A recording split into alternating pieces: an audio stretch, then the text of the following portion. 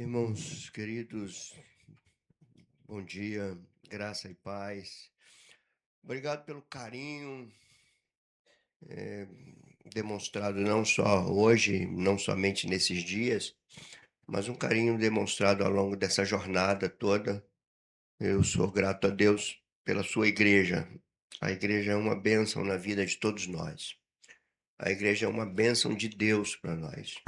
Ter uma igreja, ter um lugar onde você congrega, está cercado de irmãos, irmãs, amigos, amigas, que foram unidos pela obra de Jesus Cristo, unidos pela cruz. Ter uma igreja, ter uma família, ter um lugar onde você congrega, é uma bênção assim, que a gente talvez não consiga mensurar a bênção que é isso. O Senhor, por meio da igreja, consola, cura, encoraja, aconselha, ensina.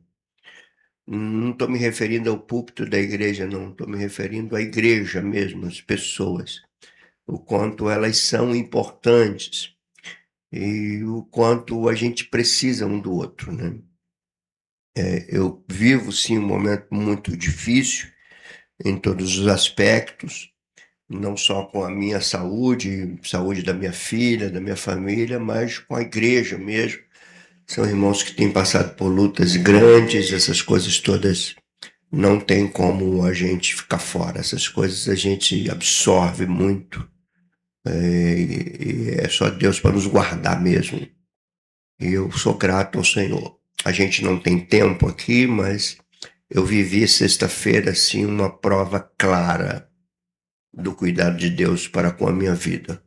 Eu fui recebido no Hospital do Andaraí por pessoas que nunca me viram na vida. E elas fizeram tudo por mim lá. E ainda estão fazendo.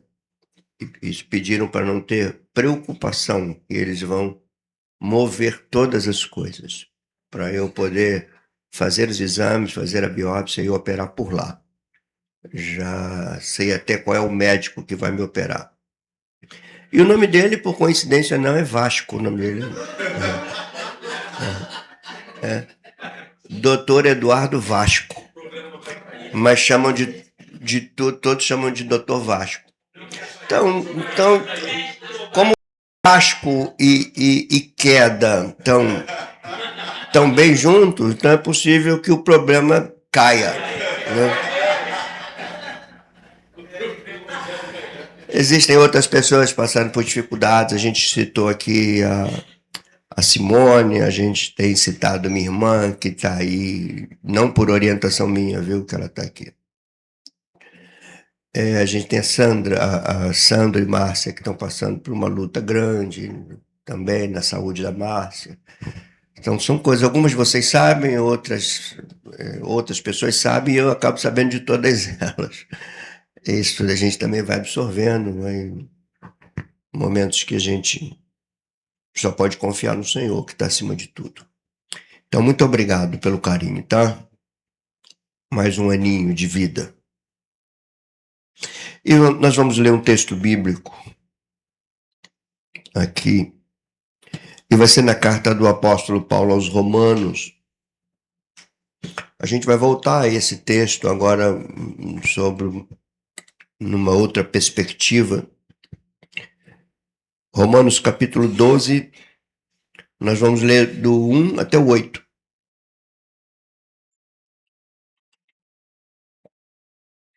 Romanos 12, do 1 até o 8.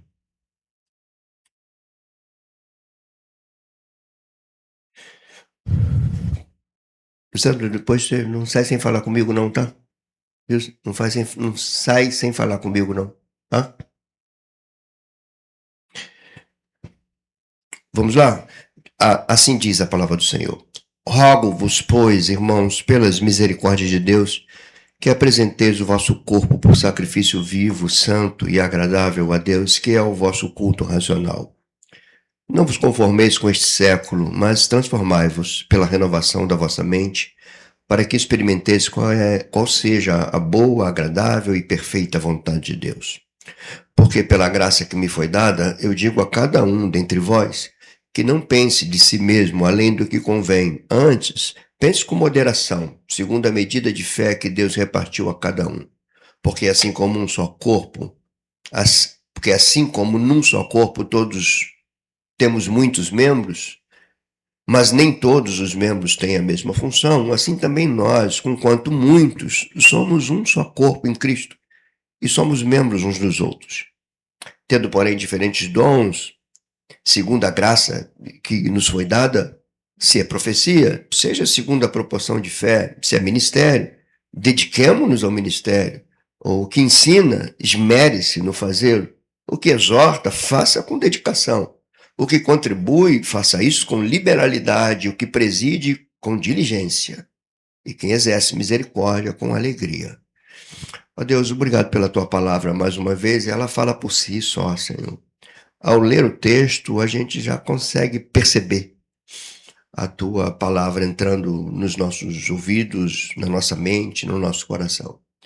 Te pedimos que, mais uma vez, pela tua bondade, venha nos permitir compreender o que tu queres nos mostrar por meio desses 8 versículos da tua palavra. Use a minha vida, ó Deus, porque eu não tenho nenhuma dificuldade de reconhecer que a minha suficiência vem de ti, Senhor. Não está em mim a capacidade de expor a tua escritura com clareza. É o dom que tu me deste, é o teu espírito na minha vida. Que seja para a tua glória, que seja para a edificação minha e de meus irmãos que estão aqui e de tantos outros que estão ouvindo, vendo de casa ou ainda ouvirão. E que em tudo isso, Senhor, a tua igreja seja edificada para a glória do teu nome. Assim nós oramos. Amém. Irmãos, não é um texto inédito, a gente já falou, já pregou, já expôs, já aplicamos estudos sobre esse texto, mas ele é um texto importante dentro daquilo que estamos procurando viver enquanto igreja local nesse tempo. Nós temos falado desde o início, desde o final do ano passado, que a gente tem como um alvo, um desejo, não só um desejo da nossa oração, mas um desejo que nós possamos crescer no desejo na compreensão doutrinária, porque é o fundamento de tudo, né? É a compreensão da nossa fé que nos leva a corresponder a Deus do jeito que Ele deseja. Então a gente tem falado da necessidade de crescermos doutrinariamente, como sermos uma igreja sólida teologicamente com a mente tomada pela verdade do Evangelho, nós temos nos esmerado para isso. Temos falado também que queremos e precisamos crescer na vida devocional, na vida de oração, na vida piedosa, na vida de quem ama a palavra, de quem medita na palavra todos os dias, quem ora todos os dias, o cristão ora. E também temos falado da necessidade de crescermos enquanto igreja, na nossa unidade, na nossa comunhão, no desenvolvimento de vínculos afetivos, de responsabilidades coletivas de todos nós, crescer enquanto igreja, e estamos também orando porque queremos crescer na evangelização. Então, são coisas que nós falamos desde o ano passado, e este mês, especialmente, a gente está trabalhando na escola bíblica e também no púlpito, usando a escritura ou expondo a escritura para falar da vida da igreja em unidade e em comunhão. E hoje eu queria falar assim dos dons do Espírito, mas com uma ênfase na nossa entrega. E eu estou me valendo desse texto porque ele é muito precioso no contexto de toda a epístola de Paulo aos Romanos. A gente leu aqui uma porção, talvez, da carta mais didática de Paulo, a carta mais teologicamente sistemática é a carta de Paulo aos Romanos, e ele trata de coisas profundas sobre justificação pela fé, sobre santificação daqueles que são justificados. Então a gente está diante de uma carta. Houve uma época na minha vida que eu lia Romanos toda sexta-feira. Às vezes eu tenho essas esquisitices. Toda sexta-feira eu lia a carta aos Romanos. Eu lia as cartas aos Romanos pelo menos 4 vezes por mês. E lia ela mais de 40 vezes por ano, a carta aos Romanos, de tanto que eu já li essa carta aqui. o quanto ela é central para a minha fé. Tem doutrina da justificação pela fé, está estampada, explicada detalhadamente aqui. O capítulo 1 até o capítulo 11 desta carta é doutrina na mente. É Paulo discorrendo de forma brilhante sobre a justificação pela fé em Cristo, sobre a obra do Pai pela cruz do Filho, unindo num só corpo, gentios, judeus, formando a igreja dele. Ele explica isso no capítulo 11 de uma forma assim impressionante, fala da santificação, da vida no Espírito. Capítulo 1 até o 11 é fonte doutrinária para a Igreja de Cristo e para cada um de nós individualmente. Então, do capítulo 1 até o 11 é doutrina na mente. Agora, do capítulo 12, que é esse que a gente começou agora, até o 16, é doutrina na vida, na nossa maneira de viver. E só esse comentário meu já nos leva a entender uma coisa: a nossa maneira de viver está diretamente relacionada a quanto compreendemos a nossa fé. O quanto nós compreendemos a nossa fé vai implicar diretamente na nossa maneira de viver. Então a gente está aqui no início da sessão em que Paulo vai falar da doutrina que ele aplicou na mente, agora essa doutrina na vida, na prática. Os últimos versículos do capítulo 11, ou seja, os versículos 33 a 36, que antecede logo o texto que eu li, ele é um texto elo. Ele está unindo doutrina na mente com doutrina na vida, como se fosse uma dobradiça. Ele está unindo essas duas partes e une com uma expressão de exultação de Paulo, dando glória a Deus, falando das insondáveis riquezas dele, dos insondáveis caminhos dele, da soberania dele. Ninguém pode querer restituição, porque... E ele termina isso de uma maneira muito preciosa, dizendo que tudo é dele, por meio dele, para ele, e a glória para ele eternamente. Quando ele termina isso, aí ele vem com doutrina na vida, que é o ponto aqui.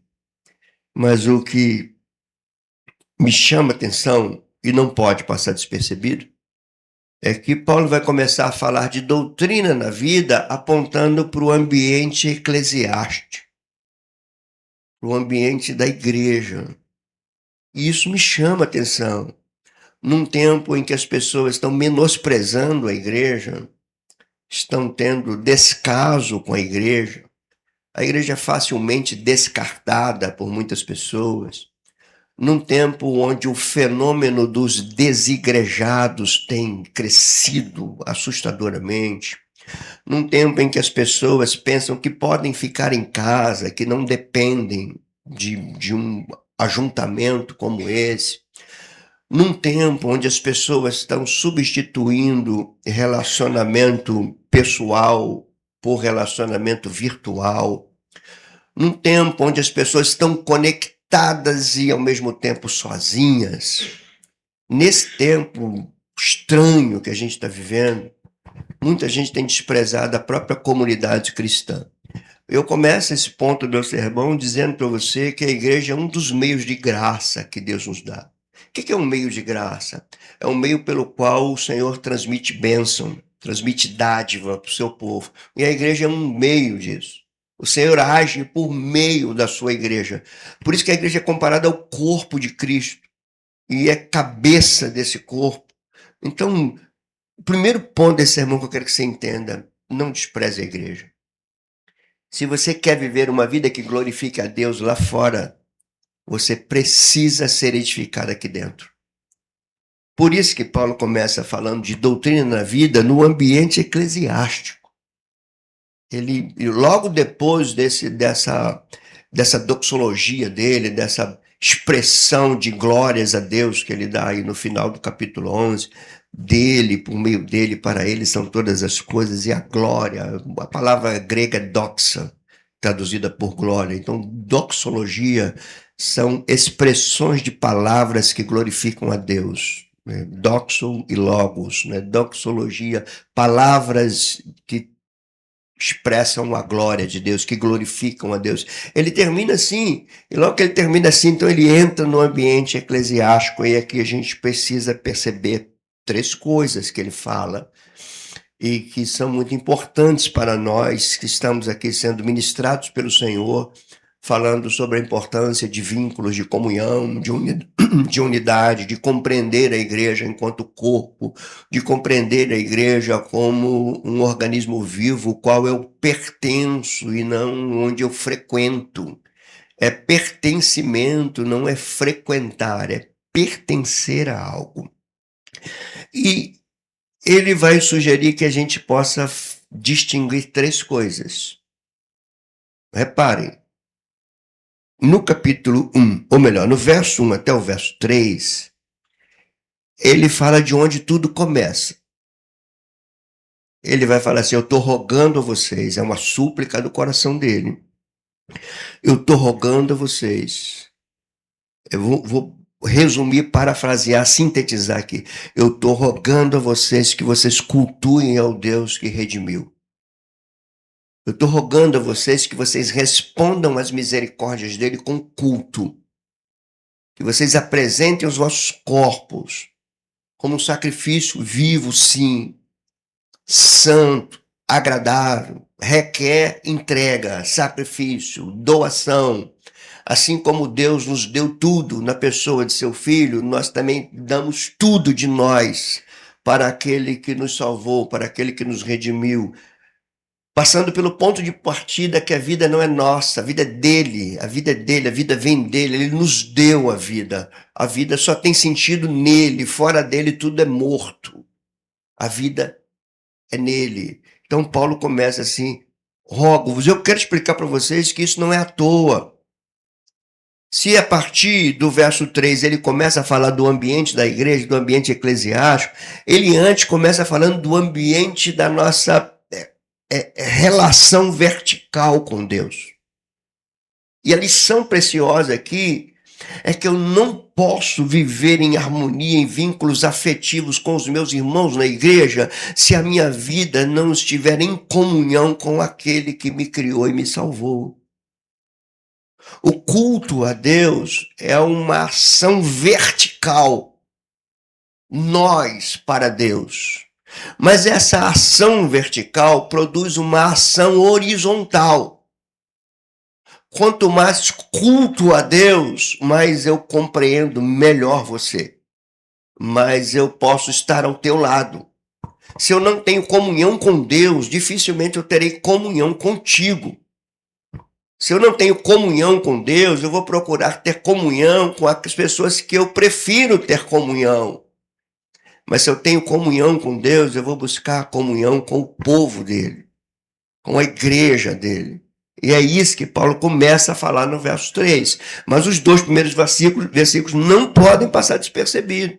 Não tem sentido o verso 3 até o final da carta, não tem sentido, não tem funcionalidade, não tem aplicação, se a nossa vida não começar em Deus, no culto a Deus, nessa verticalidade santa.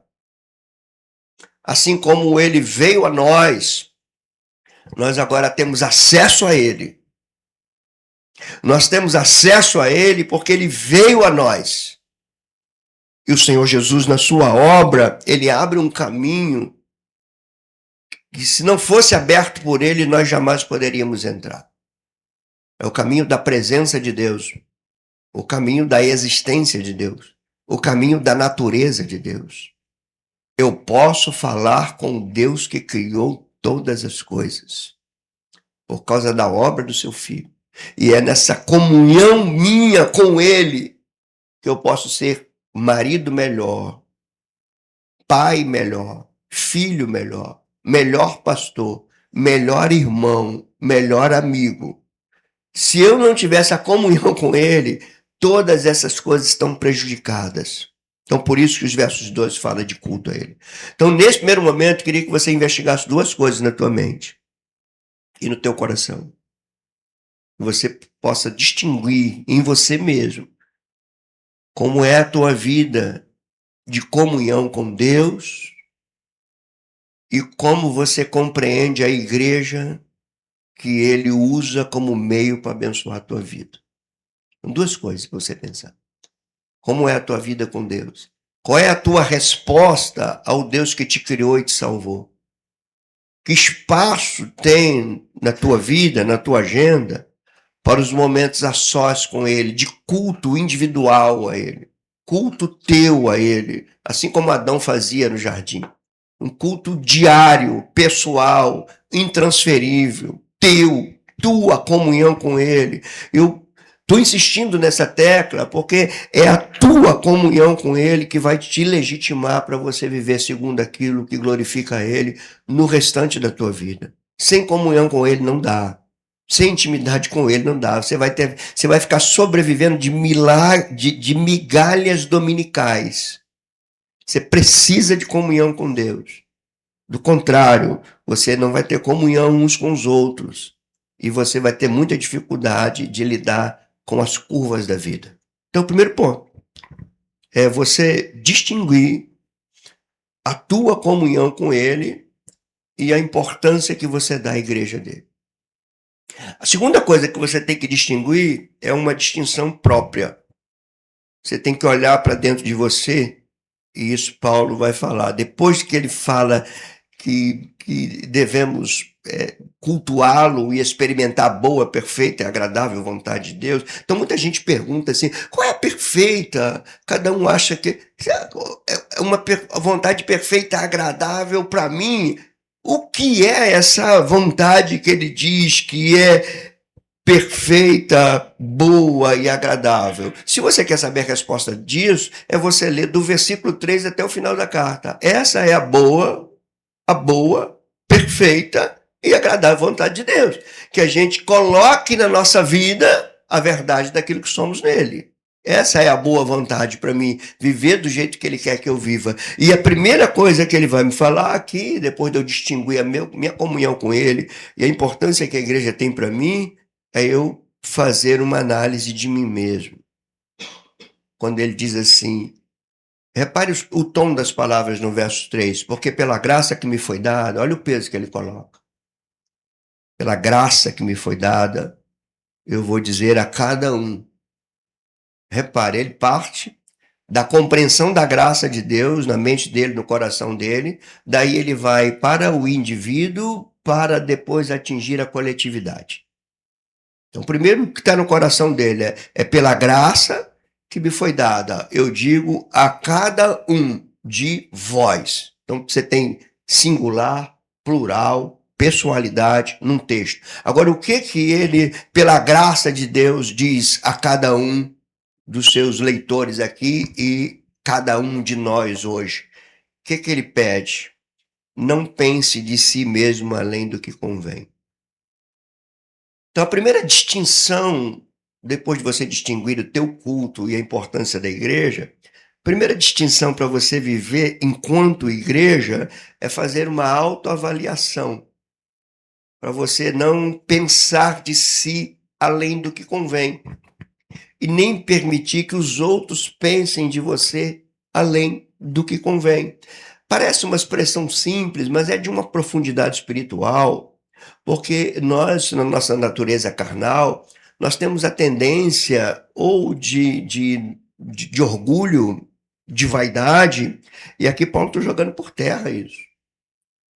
Não é o orgulho e a vaidade que dirige nossos relacionamentos. É a humildade, a mansidão e a simplicidade. Aprendei de mim que sou manso e humilde. É assim que a gente convive, é aprendendo dele, para viver entre nós. E aqui quando ele fala é pela graça de Deus, ele está se isentando de qualquer habilidade própria. Ele está dizendo, não estou falando por mim, não, é pela graça de Deus que está em mim, que eu estou rogando a vocês, que eu estou pedindo a vocês, não pensem de si mesmo além do que convém. Ele parte do individual, digo a cada um. Que princípio tem para a gente entender aqui, irmãos? A beleza da coletividade, ela só pode ser produzida quando a gente cultiva a comunhão de forma individual. É na individualidade com Deus que a gente produz uma coletividade santa. Começa com cada um de nós. E cada um de nós, quando estamos juntos, nós formamos esse ajuntamento solene por meio do qual Deus abençoa. Isso está bem claro, por exemplo, na expressão poética do Salmo 133, que ele vai dizer assim, ó, quão bom e quão suave é que os irmãos vivam em união. Aí ele compara com o orvalho do Monte Hermon, e no final ele diz assim, ali ordena o Senhor a sua bênção e a sua vida para sempre. É uma forma poética de falar o que Paulo está falando teologicamente aqui. É na nosso ajuntamento que Deus derrama a sua bênção, a sua vida. Então, é um culto meu a Ele e depois o nosso culto a Ele é eu não pensando de mim além do que convém para poder conviver com você em santidade, de maneira que glorifique ao Senhor. Então, ele parte da individualidade e ele aqui antecipa a possibilidade mais do que real, que a gente precisa abrir a mente e entender, num ajuntamento de pessoas como nós, que somos diferentes, que temos temperamentos diferentes, formações diferentes, há uma possibilidade muito grande de haver presunção entre nós, de haver orgulho entre nós, de haver competição entre nós. Por quê? Porque nós somos de natureza pecaminosa. Paulo aqui parece que antevê isso. Ele está percebendo que isso pode acontecer. Então, qual é o remédio para isso não acontecer? Qual é a ação preventiva para isso não acontecer? São duas. O culto a Deus e eu não pensar de mim além do que convém. E um é resultado do outro. Porque quanto mais eu cultuo a Deus, João Calvino falava isso no século XVI. Ele dizia que a sabedoria brota quando você reconhece a grandeza de Deus e admite sua pequenez.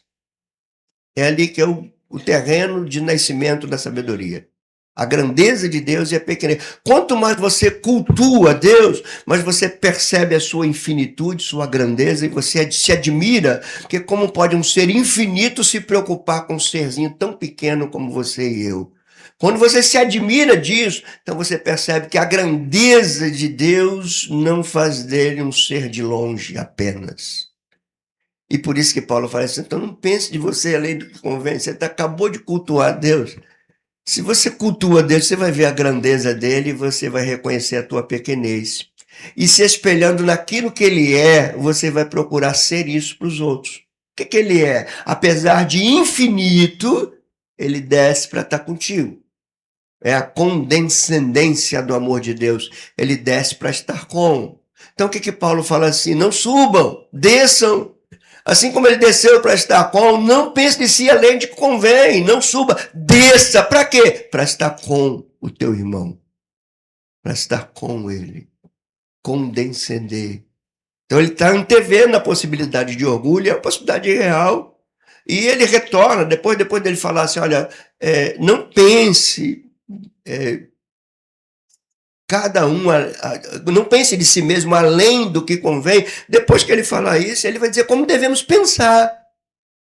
Ele não só fala o que não fazer, ele também fala o que devemos fazer. Que é o que eu não posso fazer? Eu não posso pensar de mim além do que convém. Por quê? Porque eu cultuo a Deus. A grandeza de Deus fez ele condescender comigo. Como é que eu posso agora, em comunhão com ele, querer ser superior ao outro? Então eu não penso de mim além do que convém. Então como eu devo pensar? Ele diz, pense com moderação. Aí ele parte para a soberania de Deus. Pense com moderação segundo a medida de fé que Deus repartiu com cada um. O que ele está dizendo? Tudo que temos vem de Deus.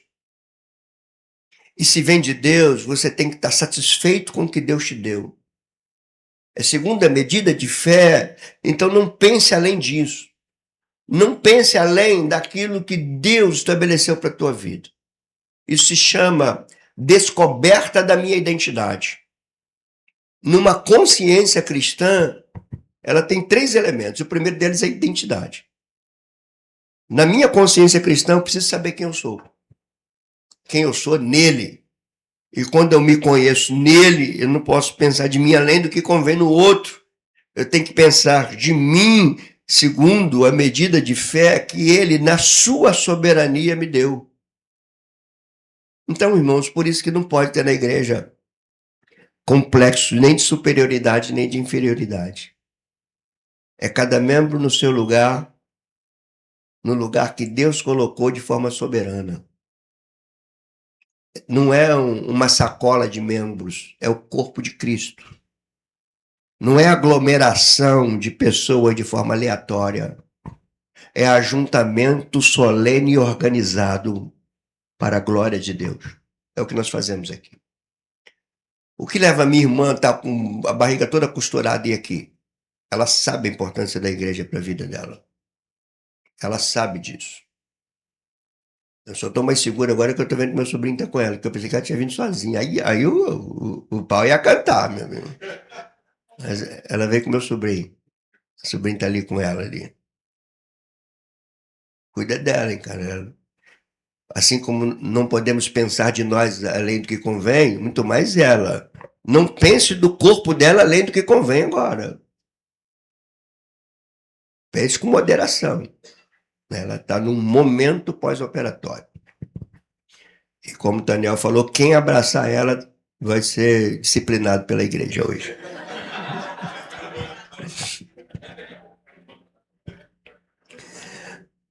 A segunda coisa que Paulo vai falar para você fazer distinção, a segunda é do verso 3 até o verso 8, né? Porque tem duas primeiras que eu falei. Você fazer a distinção, você distinguir o teu culto a Deus e distinguir a importância da igreja para você. Percebeu isso? Aí tem mais coisas para você distinguir. Primeiro, uma distinção própria. Eu não posso pensar de mim além do que convém. E depois eu preciso distinguir a diversidade e a unidade do corpo de Cristo. Eu entender que eu estou num organismo vivo que não é meu, que não é do jeito que eu quero, é de Deus, e Deus, na sua soberania, ele trabalha diversidade sem quebrar a unidade. Isso é próprio da natureza dele, porque ele é um, mas ao mesmo tempo ele é Pai, Filho e Espírito Santo. Tânia e eu somos um, mas somos duas pessoas distintas, mas uma só carne. Temos vários membros numa família, mas uma só família. Temos várias estrelas no firmamento, mas um único firmamento. Temos três pessoas, mas um único Deus. Isso é a marca da criação de Deus, é assim. A criação estampa um pouquinho da natureza de Deus. E a igreja não é diferente. Ele diz assim, ó, onde que você vê essa distinção da diversidade, da unidade do corpo? É nos versos 4 e 5, quando ele diz, porque assim como um só corpo. Repare, quando ele fala porque assim como, ele está comparando com a sentença anterior. Porque ele vai dizer assim, não pense cada um de si além do que convém, antes pense com moderação, segundo a proporção de fé que Deus deu para cada um. Aí ele vai explicar por quê. Ele diz, porque assim como um só corpo temos muitos membros e nem todos os membros têm a mesma função, assim também nós, enquanto muitos, somos um só corpo em Cristo e membros uns dos outros. E aqui tem um ponto interessante para a gente entender. Quando eu preciso distinguir essa diversidade, eu preciso entender duas coisas. A primeira é facilmente compreendida, mas a segunda talvez a gente tenha alguma resistência. A primeira é: somos pertencentes a Cristo. Todos nós somos unânimes disso. A outra talvez tenha uma resistência. Não há como eu pertencer a Cristo e não pertencer ao meu irmão.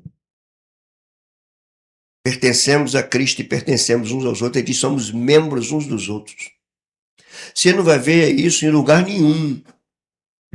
Somente na igreja. Ou pelo menos deveria ver na igreja.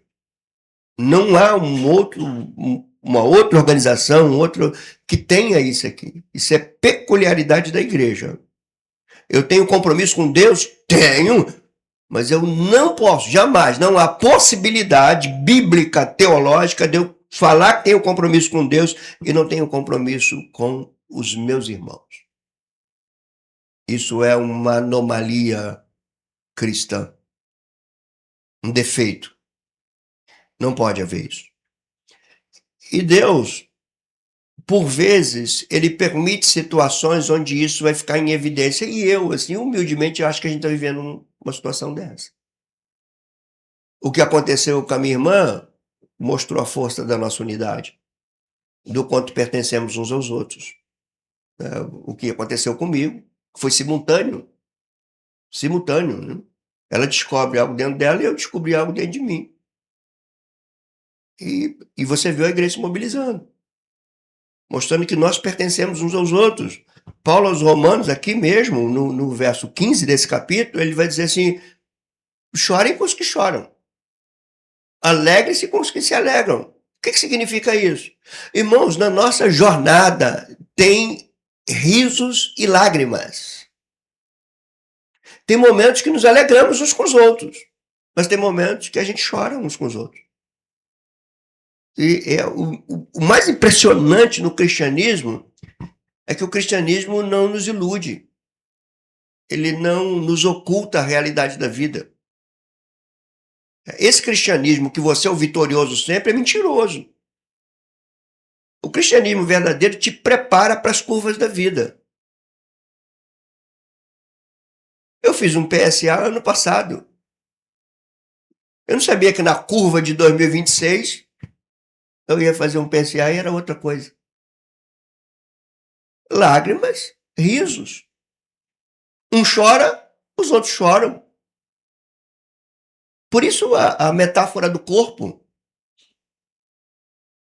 O teu dedo mínimo do pé direito é quase insignificante, não é?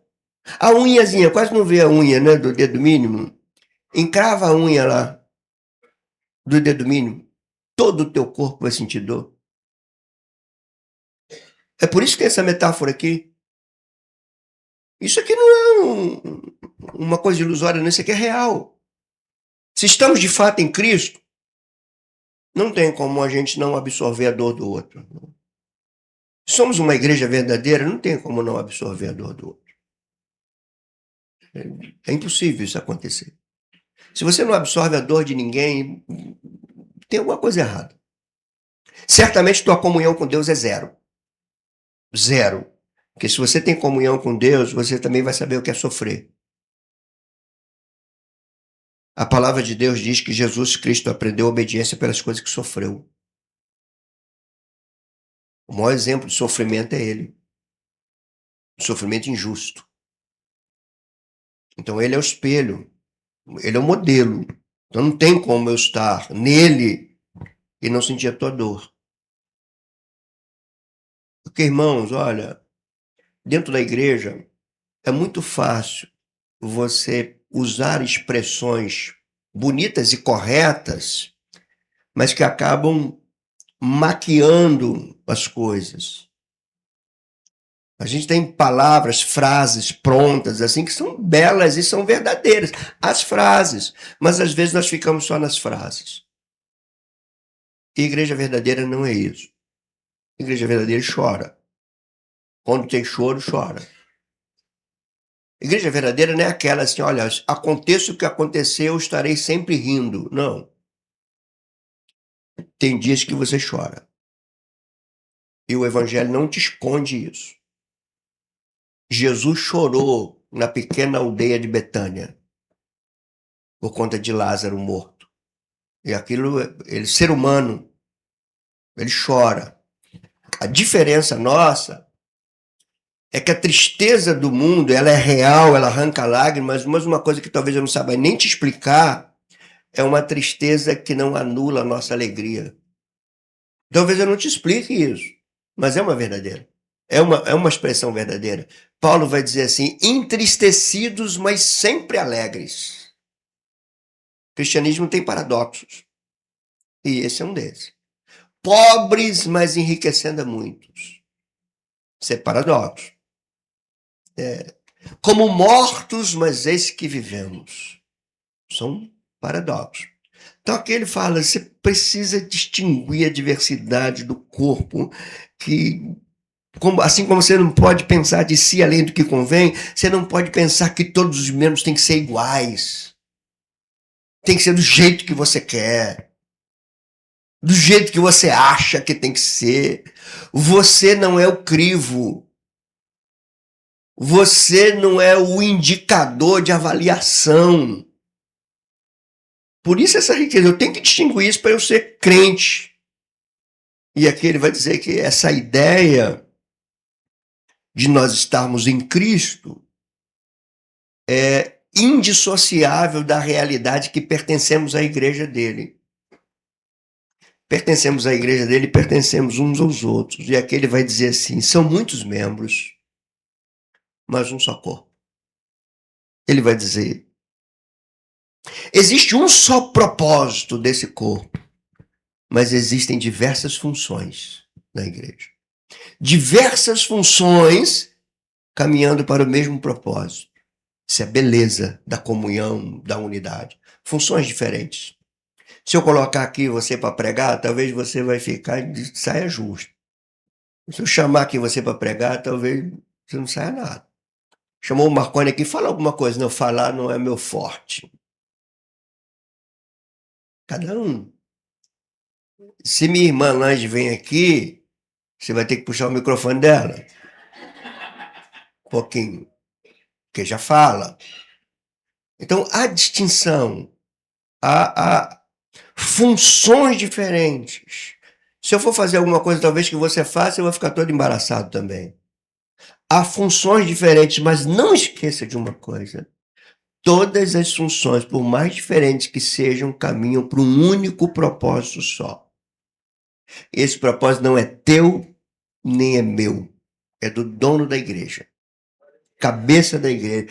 Se a gente entender isso, irmão, acaba muita coisa. Acaba muita coisa se a gente entender um texto como esse.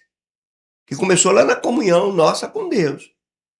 Rogo-vos, cultuem a Deus. Experimente a boa vontade dele. Qual é a boa vontade dele? Vou começar a falar para você que você não pense de si além do que convém. Então, como que eu tenho que pensar? E é a boa vontade dele. Pense com moderação, segundo a medida de fé que ele distribuiu com cada um. O que eu tenho que fazer mais? Você tem que distinguir, precisa entender que você faz parte de um organismo vivo de diversidade cuja unidade não pode ser quebrada.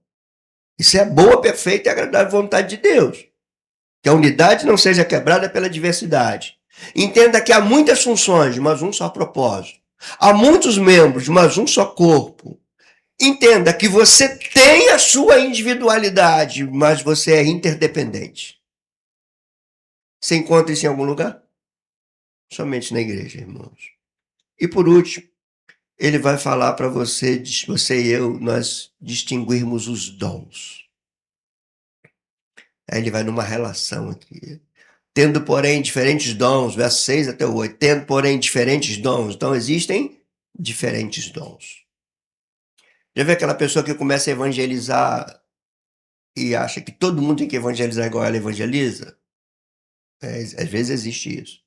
Deixa eu te falar uma coisa como cristão aqui, abrindo parênteses. Espiritualidade não se desenvolve com velocidade. Se desenvolve com constância. Constância.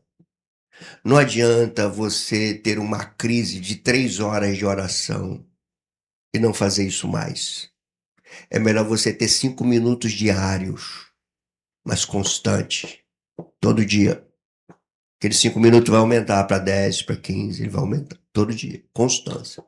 Como é que você adquire músculo no teu corpo? Indo um dia, constância. Repetição de exercício. Como é que você adquire músculo espiritual? Repetição de exercício. E demora. Demora. Exatamente isso. A vida cristã não é corrida de 100 metros. É maratona. Já viu algum maratonista sair correndo igual um desesperado? Ele vai, cadenciando o passo dele. Vida cristã é cadência. Todo dia. É simples, poucas coisas, bem aprendidas, bem praticadas, bem transmitidas. Todos os dias da minha vida. Todos os dias. Sem parar. Existem dons, ele vai dizer, tendo, porém, diferentes. Eles são diferentes. Segundo a graça que nos foi dada, aí ele vai se profecia. O que é profecia? É o que eu estou fazendo aqui, expondo a Escritura. A Escritura é chamada de palavra profética, expondo. Diferente, seja profecia, seja a segunda proporção da fé. Se ministério, serviço, diaconia, dedique-se ao ministério. E o que ensina? Talvez eu possa estar aqui também. Esmere-se. Se Deus me deu um dom de ensino, o que eu tenho que fazer? Esmero.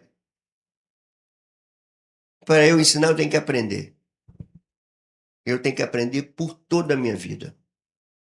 Aprender lendo, aprender convivendo, aprender percebendo as coisas. Aprender com idosos, aprender com mulheres, com homens, com jovens, com adolescentes, com crianças, com tudo que eu vejo. Eu estava falando isso dando aula ontem. Eu estava vendo uma entrevista, já tem muito tempo, uma entrevista do Alceu Valença, que é um poeta compositor pernambucano. Ele falava assim na sua entrevista: aqui no Rio de Janeiro que eu fui saber que música é trabalho.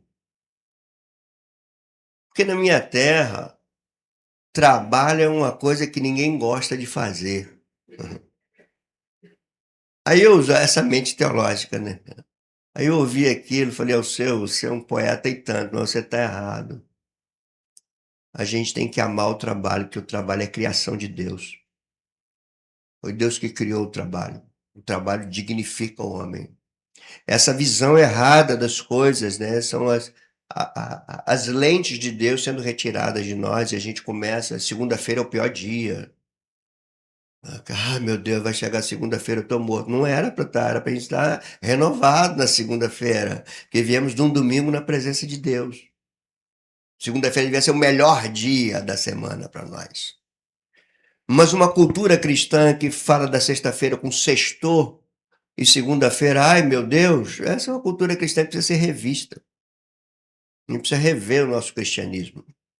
Então, com relação a essas diversidades aqui, eu acho que eu estou diligente aqui no dom de ensino. Ele diz o que exorta. O que é exortar?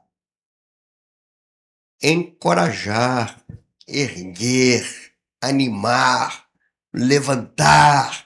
Ele diz o que exorta tem que fazer isso, faça com dedicação. E depois ele diz, e o que contribui? Aqui é no bolso mesmo, tá, gente? O que contribui? Ele não contribui porque Deus vai dar em dobro. Já vi alguém falar assim, a melhor caderneta de poupança é o dízimo. Eu falei, que coisa, de onde tirou isso, gente?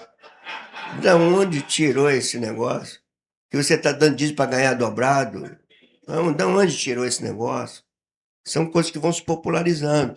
Mas o que contribui é com liberalidade.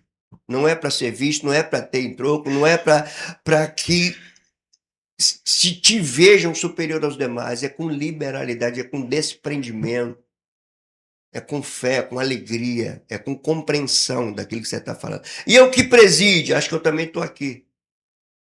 Que é o que governa, faça com diligência. E o que exerce misericórdia. O que é misericórdia? É inclinar o coração para a miséria de alguém. Misericórdias, cordes, coração. Inclina o coração. Seja uma miséria espiritual. Não entenda a miséria do miserável como se pensa, né? Por exemplo, qual é o maior exemplo de misericórdia? É Deus inclinando seu coração para a nossa miséria espiritual. E não tem misericórdia como essa, porque ele inclina o coração para a miséria de quem merece. Ele inclina o coração para quem, teoricamente, não merecia. Então, é misericórdia e graça. Então, dentro disso, o que você vai entender? Vai entender que os dons são diversos e ele é segundo a graça de Deus. A palavra graça aqui é a tradução do grego charis. Tem a ver com dom. Dom, charis. Os dons são para edificar e não para orgulhar, não para ser superior, não para que te aplaudam. O dom é para edificar. Terceiro, o dom é para servir, não é para se servir. O dom é para servir o corpo, servir a igreja. E por último, os dons requerem esforço. Tenha nosso retorno aos dons. Como? Dedicação, esmerar-se, liberalidade, entrega, diligência, alegria. Por isso que o título desse sermão é Os Dons do Espírito e a Nossa Entrega. Os dons do Espírito para servir na comunidade. Irmãos, eu creio que esse texto ele é rico. Ele tem muito mais coisas que poderiam ser ditas. Nosso tempo se esgota. Mas eu concluo dizendo que aqui é uma coisa minha, tá? Você pode descartar se você quiser, mas é uma percepção minha. Eu tenho a percepção que nós estamos vivendo um tempo escatológico. Eu tenho a percepção que nós estamos nos aproximando do fim. Estamos nos aproximando de um desfecho. Há indicadores bem claros para isso. Essa é uma percepção que eu tenho. E por isso eu acho necessário nós prestarmos atenção nessas recomendações bíblicas. Quanto mais, lembra, por exemplo, que o autor de Hebreus diz assim, olha, não deixe de congregar como é costume de alguns. Antes, façam admoestações uns aos outros. Aí ele termina, quanto mais quando vocês veem que o dia está se aproximando. Então, essa percepção da chegada do fim tem que nos levar ainda mais para a compreensão da igreja, para estar dentro da igreja, para valorizar a igreja, para entender a igreja como um meio de graça. Então, saia daqui hoje entendendo, eu preciso cultuar a Deus. Eu preciso valorizar a igreja. Eu não posso pensar com arrogância. Eu não posso pensar de mim além do que convém. Eu não posso estar abraçando meu irmão e julgando ele por trás. Eu não posso. Eu não posso pensar de mim além do que convém. Eu não posso estar na igreja sem discernir a igreja. Sem entender a sua diversidade, a sua unidade, a sua beleza, a sua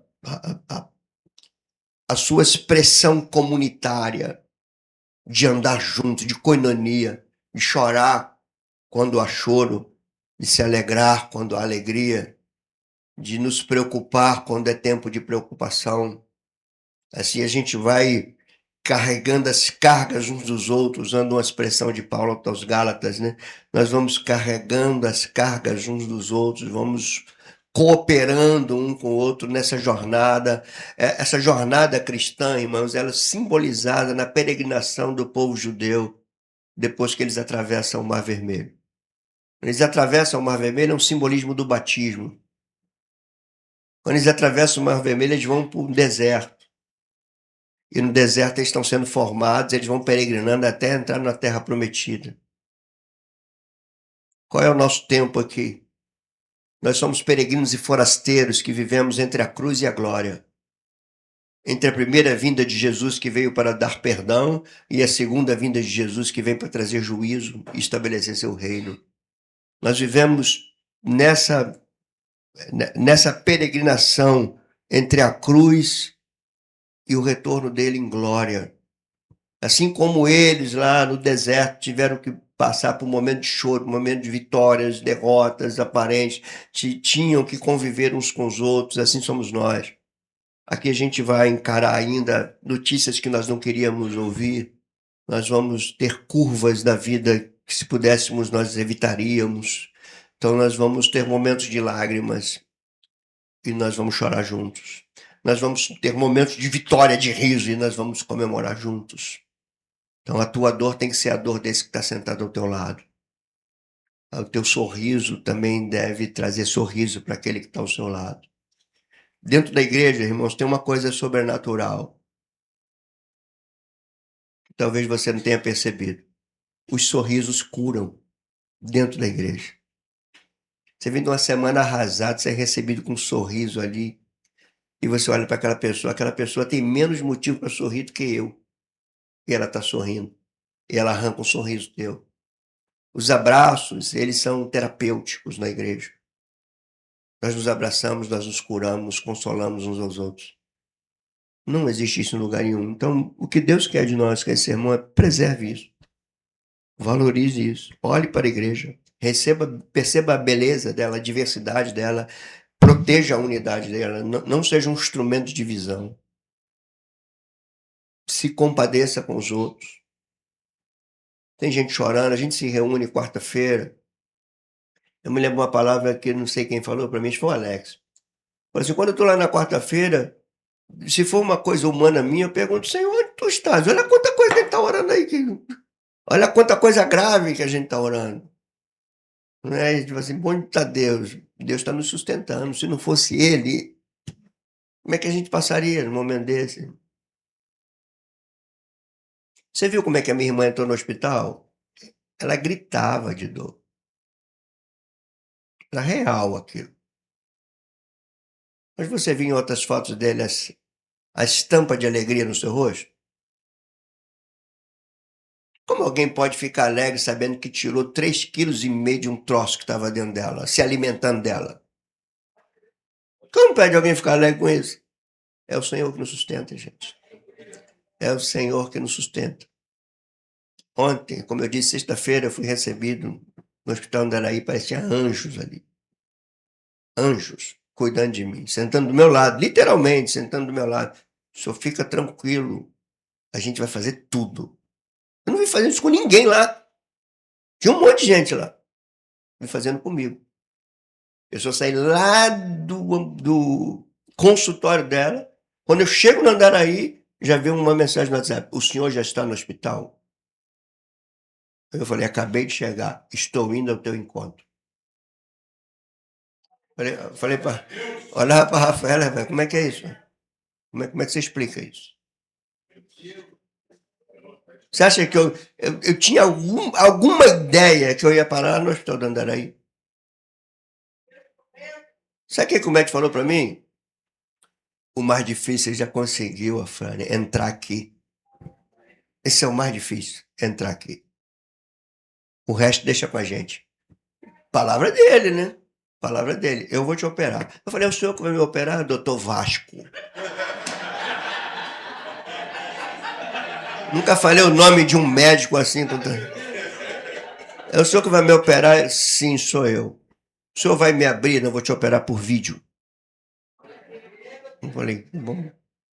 O senhor vai ter que fazer a biópsia vai demorar. Quando eu tô lá no consultório, outro WhatsApp, sair daí vem direto pro meu consultório. Não vai pro balcão. Que nunca me viu. Eu saí de lá, fui com os papéis para ela. É que eu tenho que fazer esses exames, deixa esses papéis comigo. Deixa aqui comigo. Daqui a pouco vem um outro homem conversar comigo que eu também nunca vi. Pode deixar que a gente vai tomar conta de você. Eu falei, o que está acontecendo aqui, meu Deus? Ele falou assim, a gente não está fazendo biópsia aqui, mas eu vou. Eu também estou lá no Salgado Filho. E você pode ir para cá, desses papéis aqui. A gente vai se comunicar com o senhor logo no início da semana. E vamos falar tintim por tintim o que o senhor vai fazer lá no Salgado Filho. A Beth me passou uma mensagem e falou assim: poxa, se pudesse ser no Salgado Filho, eu falei, Beth, vai ser no Salgado Filho. Né? Foi ontem. Então, irmãos, ó, a gente chora, a gente se alegra. Né? Assim como vocês estão se compadecendo de mim, estão comigo nessa dor, não faça isso porque eu sou pastor, não. Faça isso porque eu sou teu irmão. Eu sou teu irmão em Cristo, como você teria que fazer com qualquer outra pessoa. Tá bom? A gente vai terminar orando uns pelos outros, pode ser? Terminar. Pega alguém aí. Não pega teu marido, não vai orar com a Lange, não, tá? Deixa o Everton orar lá, que ele ora de longe, assim. Ora de longe. Não pega a sua esposa e seu marido, pega uma pessoa aí, um membro do corpo, outro aí, tá bom? E vamos orar.